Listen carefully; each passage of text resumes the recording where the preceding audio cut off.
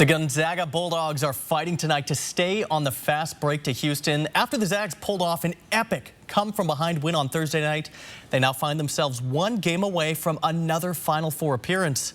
But they'll have to pass another difficult test if they want to get there. Alex Crescenti is live outside T-Mobile Arena, where we are just an hour away from tip-off. And Alex, the Bulldogs didn't have a whole lot of time to prepare coming off such a physical game against UCLA. That's right, Jordan. I don't need to be the one to tell you how big this game is. Gonzaga and UConn, winner to the Final Four in Houston next week. And these two teams had completely polar opposite games to get here in the Sweet 16. UConn blowing out Arkansas by more than 20. That game was over at halftime. As for the Zags, well, they had another classic matchup with UCLA that came down to the wire. They had an amazing shot by Julian Strother there to send them here to the Elite Eight. But immediately after the game, they had to start preparing for the Huskies. And as the players put it, there's only so much you can do in 48 hours. Today's really about absorbing, and I feel like I really test about, who can absorb the most and, have the mental focus in an environment like this where, Houston's on the line.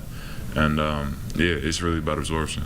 Great team. They play really fast, very physical. Like, it's going to be just like UCLA, very physical, very aggressive. And if we don't bring our A game, it can get ugly. So we got to come out. And we can't start the first half like we did yesterday.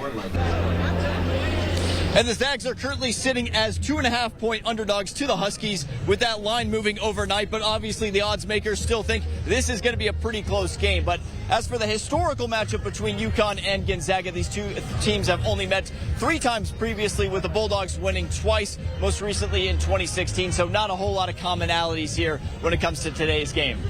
Well, Alex, while we've got you here, Drew Timme, fantastic against UCLA. He was able to really bully his way inside and get some huge buckets. But this UConn team we've been talking about has much bigger players than the Bruins. What can we expect tonight in this matchup? Yeah, I'll tell you what, Jordan, we were walking by some of these UConn players in the tunnels yesterday, and you're just in awe of the size of these guys. They have the clear size advantage here, but the skill of the bigs by Gonzaga might be the key there. Anton Watson, an amazing defender. We know what Drew Timme can do. If they can get these bigs of the Huskies in foul trouble early on, that could be the key to winning this game and pulling away late and advancing to the Final Four. All right, Alex, thanks so much for that. And make sure to follow along with Julian Minnesone and Alex Crescenti on social media to have updates during and after the game. They're in Las Vegas. They'll have all the coverage for you this weekend.